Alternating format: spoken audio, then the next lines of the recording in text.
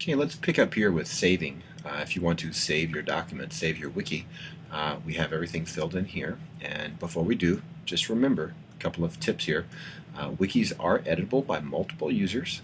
Okay, so that means if someone can change something, or you're afraid that your students might change something, they indeed will change things. Okay, so if you're concerned about that, understand that that's the biggest drawback, but also the biggest benefit of a wiki is they're editable by multiple users. Wikis are not real time.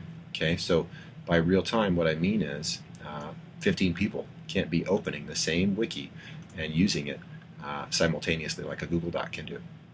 Wikis can be modified by only one person at a time. However, wikis are wonderful, collaborative workspaces, and this, in my opinion, is probably the most powerful thing about wikis, probably the most beneficial to a classroom teacher. Okay, so wikis are very powerful collaborative workspaces, and of course they have those wonderful things like inserting links to things or embedding content, as I've done in this particular wiki. So I'm going to go ahead and save this wiki right over here on the right hand side. I'll click on save, and I'm going to call this SMT Wiki Basics. Sorry about that. And I'll put a brief description. And I will do a new tag, and let's call this new tag Wiki, add, and now you can see that I've tagged it Wiki. And I'll hit save. It'll say posting. Take just a moment, and now my wiki is saved, and there's SMT Wiki Basics. So now I'm looking at the wiki. I'm in the wiki tab. I've got comments, tags, flags, edit page, history, delete, print, and share. Okay. While this document is open, I can play the video. This is the video that I've embedded.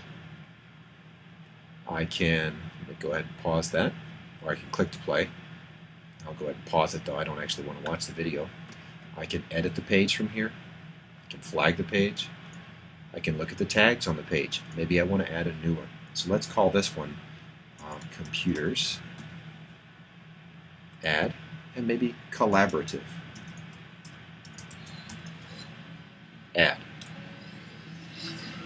So now I can go back to my documents, go back to my wiki, and there it is. This is version 1, the latest version, modified today, under a minute ago by Just In Case. And you can see all of my information there. Okay, now let's talk about documents. Let's go ahead and look at documents, and I'll click on this button here that says to share the first document. Click here. I'm going to upload a document called Wiki Info. This is a great document. Let me go ahead and click on it. And the description is informative.